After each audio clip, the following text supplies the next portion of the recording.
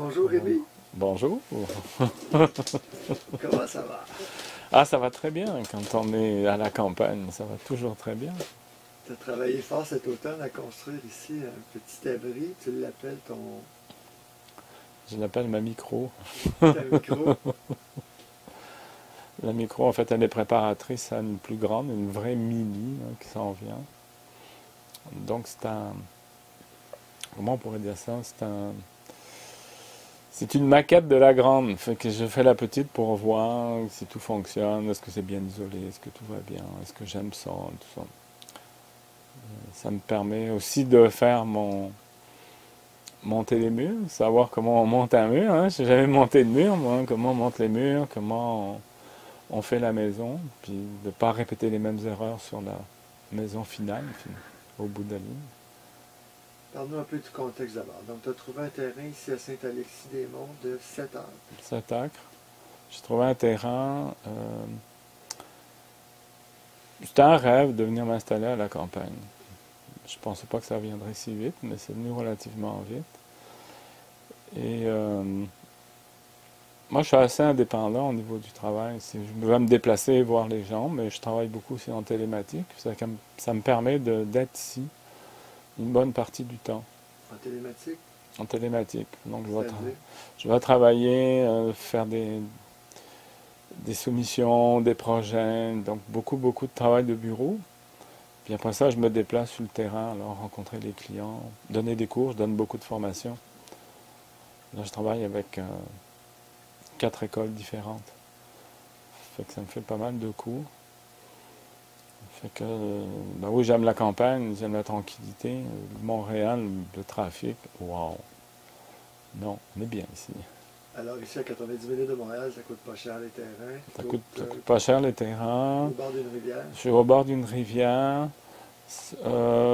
Fabriquer sa maison soi-même aussi, c'est très économique. Et on met les matériaux qu'on veut dedans. Et ça, j'aime beaucoup. Je me sens très confortable dans cette maison-là. J'ai pas de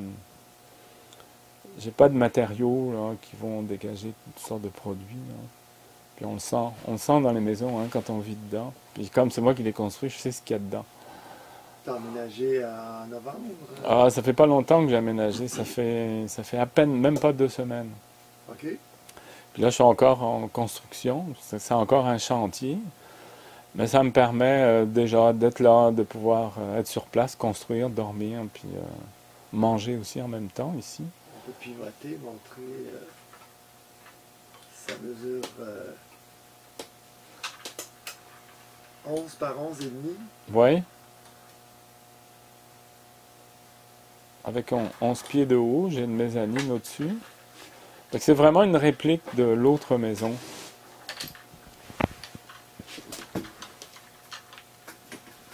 C'est une grande pièce, mais avec une mezzanine.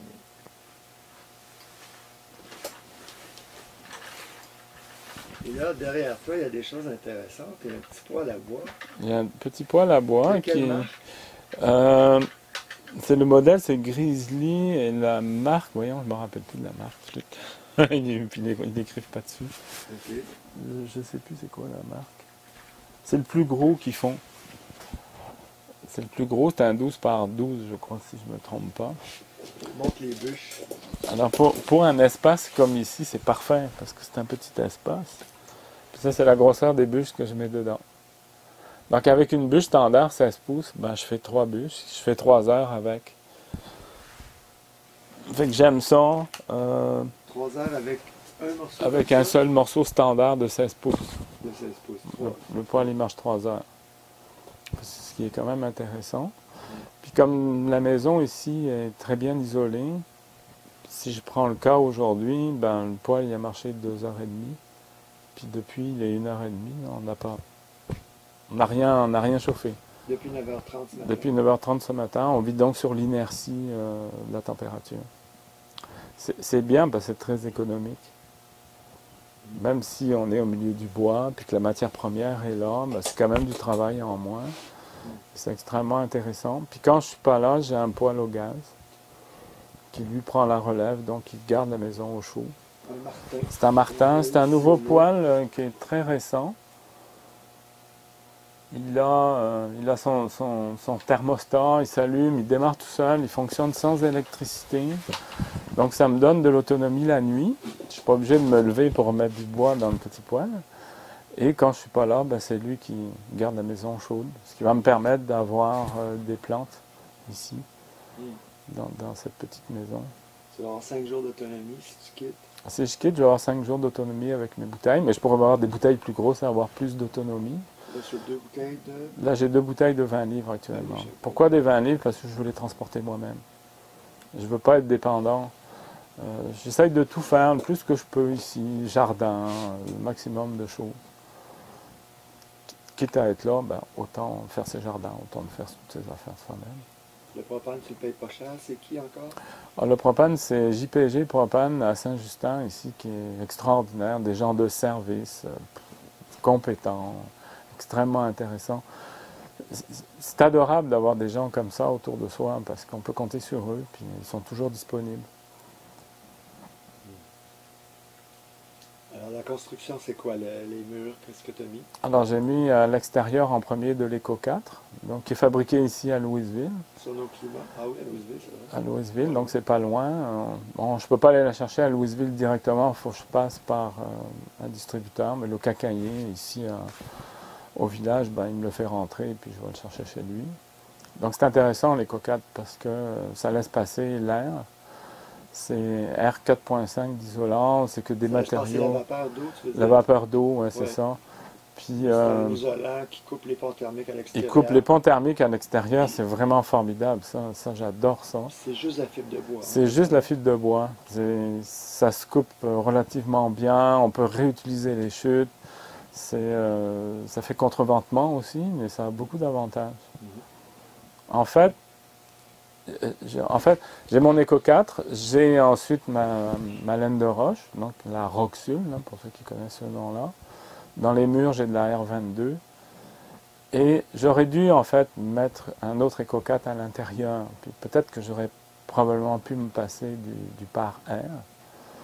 Mais c'est intéressant, ça absorbe, c'est aussi phonique. Hein.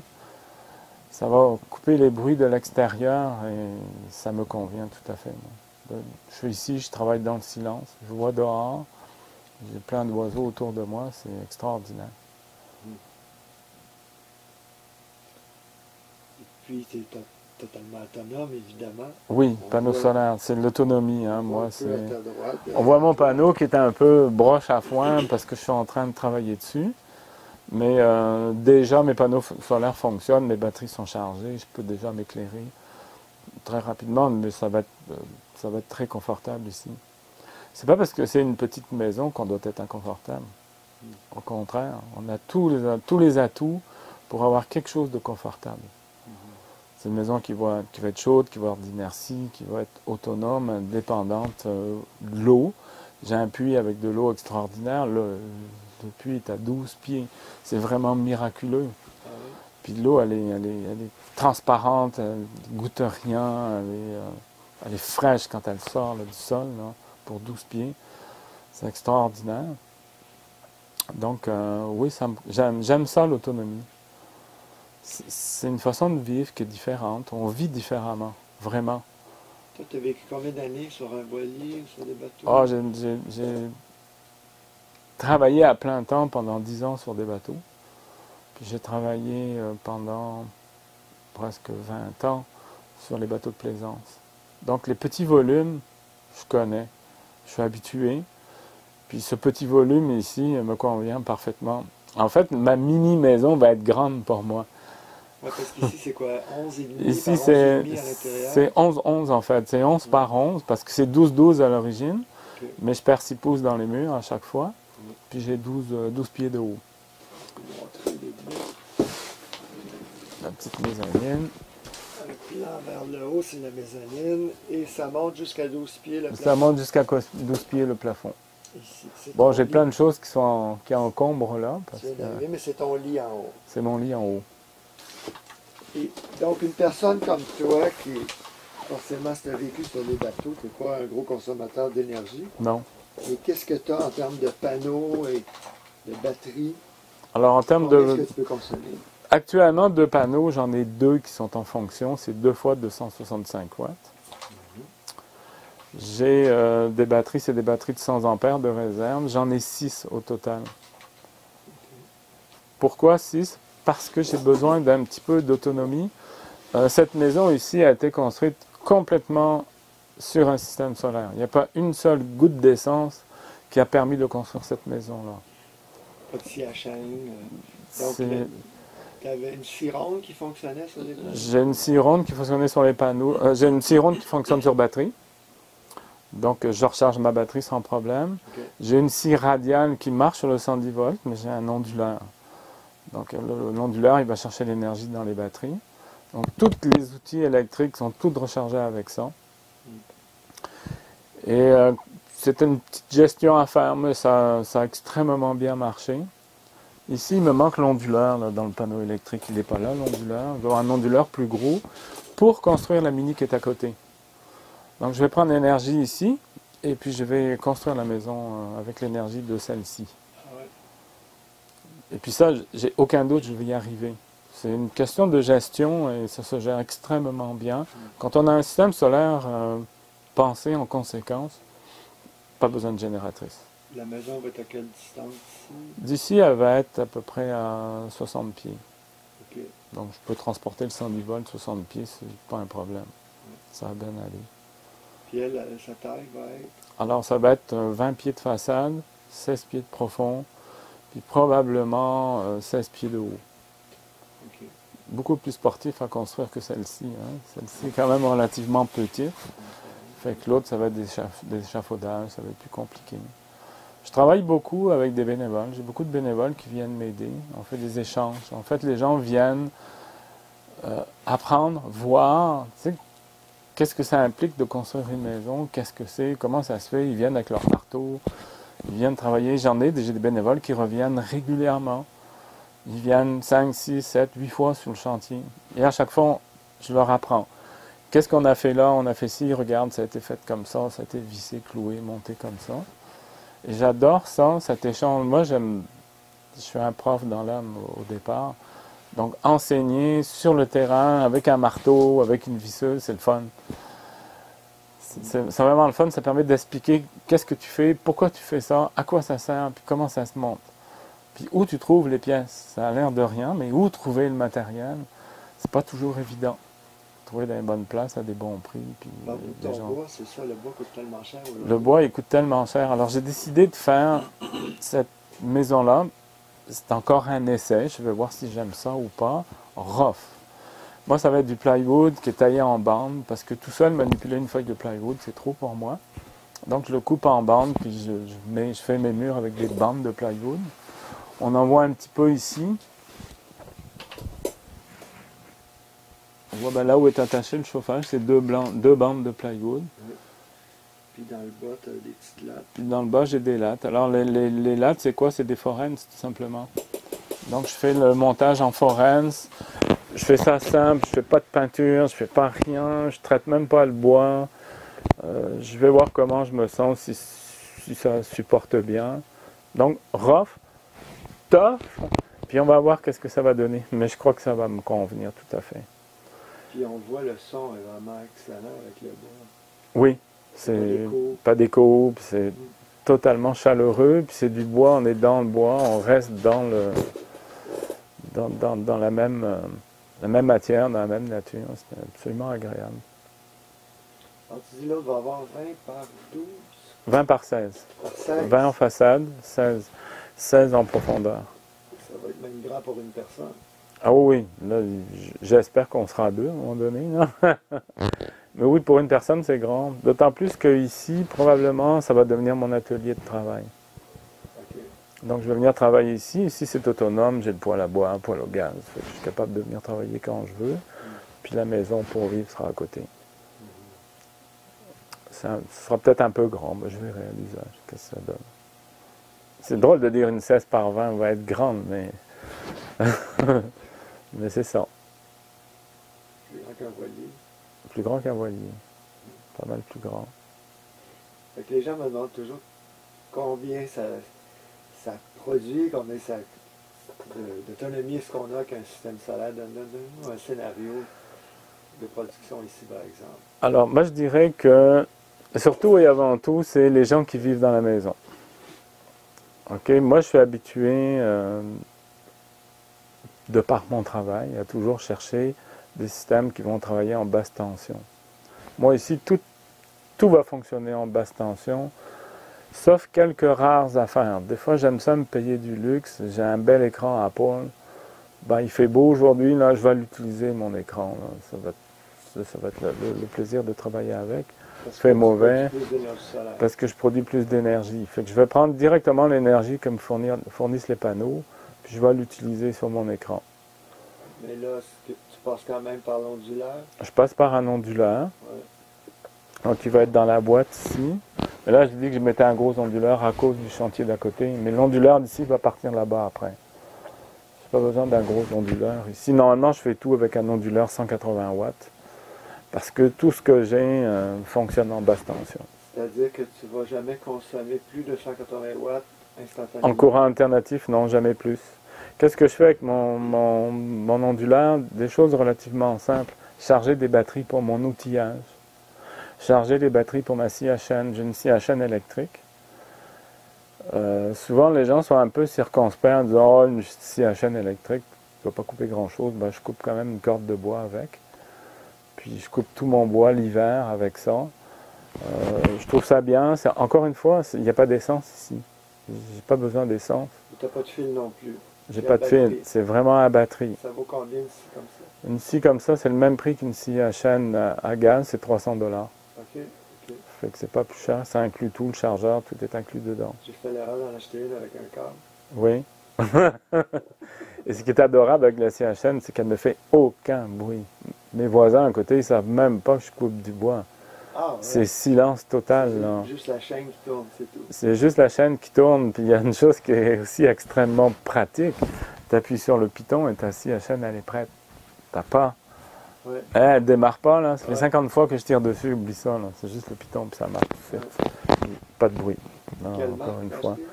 Moi, j'ai une Greenwork, mais il y a pas mal de marques maintenant sur le marché. Tu l'as beaucoup utilisé avant? Ça fait 3 ans. Ça fait 3 ans que je l'utilise, là, puis je suis toujours aussi satisfait. Puis j'ai quand même une lame de 16 pouces, ce qui me permet de couper des arbres relativement gros. Je ne rechangerai pas pour une scie à gaz. J'ai pas de gaz, j'ai pas d'odeur, j'ai pas rien. C'est juste l'huile que je mets dedans. Mais c'est tout, j'ai rien d'autre à faire. Puis le silence, c'est le fun. Personne ne sait que tu coupes ton bois. Ça consomme combien? C'est relativement rapide, ça prend 1 heure, 1 heure et quart pour recharger. À 100 watts, 50 watts? Ah, je suis un petit peu plus que ça, je suis à 20, je suis à 15 ampères à peu près. Je suis à peu près à 150 watts, grosso modo. Quand tu recharges ta batterie, tu ne peux pas consommer d'autres Je choses. continue, oui, je continue autre chose. Tu as des DL? Oui. Ici, ça ne consomme pas. Hein. L'éclairage, c'est très facile à faire. C'est quoi les autres appareils électriques que tu utilises? Ce que j'utilise beaucoup, énormément, tu l'as vu quand tu es arrivé ici, c'est des ventilateurs. Parce que je veux que l'air circule. Donc, je travaille avec des ventilateurs. Alors, ils ne sont pas très esthétiques, mais ils sont extrêmement efficaces. Et ils sont silencieux, on n'entend aucun bruit. C'est de l'USB. Et ça marche avec de l'USB, ça marche à 5 volts. Donc, 5 volts. Moi, ça marche ici tout l'hiver. C'est pas 5 watts. C'est pas 5 watts. Hein. Le voltage, c'est 5 volts, c'est de l'USB. On pourrait les brancher sur un USB d'ordi si on veut, ça marcherait. Donc, ça consomme très peu. Et moi, ça marche 24 heures sur 24, tout le temps. Tout le temps, même si je ne suis pas là, ça marche. Je veux toujours que mon air circule à l'intérieur.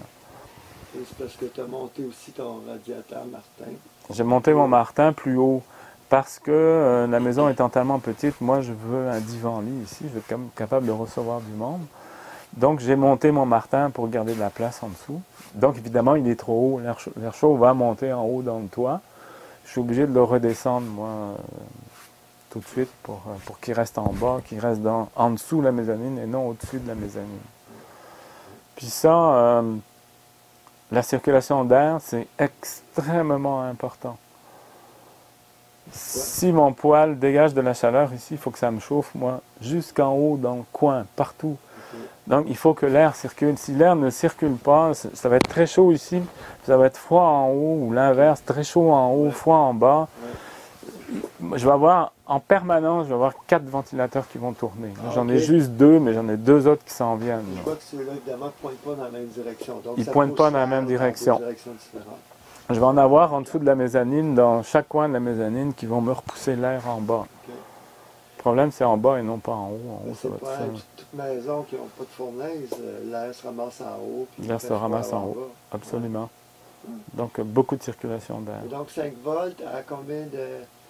Ah, je suis à 0,1 ampère. À 5 volts, c'est vraiment ridicule. Donc tu es à quoi? 0,5? C'est à 2 fois, 3 fois. Je dois être à 0,150 sur le 12 volts. 0,15 watts? Je ne sais même pas 15 watts. C'est 5 par 0,1, ça fait 0,5? 0,5. Oui, c'est ça que je disais. C'est 0,5 watts par ventilo. Ça ressemble pas trop. C'est pas trop, hein? Hydro-Québec ne ferait pas d'argent avec. Ah, il fera pas d'argent avec moi, jamais. Ton gros consommateur, c'est l'ordi, c'est un portable. C'est un portable que j'ai, c'est un Mac, et moi, il est branché sur le 12 volts. J'ai une alimentation 12 volts directement, donc pas d'onduleur non plus. Oui, c'est ça que je disais. T'es obligé de Ouais. passer par l'ordi. Moi, je veux pas l'onduleur à cause des champs magnétiques, de tout ça qui vient autour avec le 110 volts. Donc, c'est très ponctuel pour moi, l'onduleur.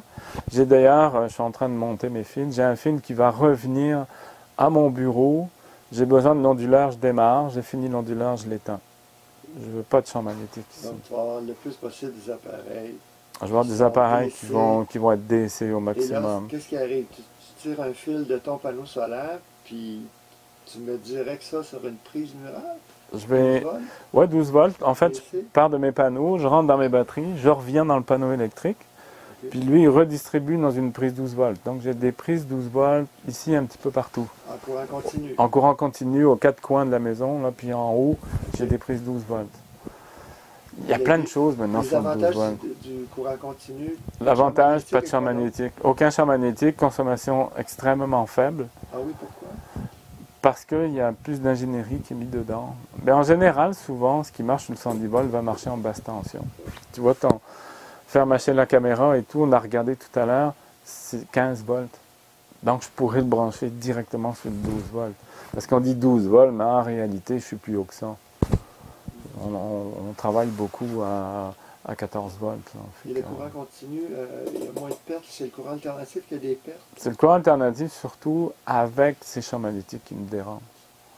Puis j'ai des pertes au transfert. Moi, il faut que je prenne... Les panneaux donnent 36 volts, je retransforme en 24 volts pour le retransformer encore en 110 volts. Donc j'ai trois pertes au transfert. Donc je travaille le plus possible en ligne directe. Puis le gain, c'est quoi? 20-25%, 30%? Ah oui, c'est 20-25% facilement, voire même 30% d'efficacité. Donc d'économie d'énergie en D'économie, restant oui. avec le 12 volts En DC. restant avec le 12 volts. Moi, j'ai pas de frigo ici, mais je pourrais avoir un frigo 12 volts. Tu vas en avoir un dans ta future maison. Ah oui, je vais avoir un, mais ça va être quelque chose d'extrêmement petit. Parce que quand on réfléchit, qu'est-ce qu'on met dans un frigo?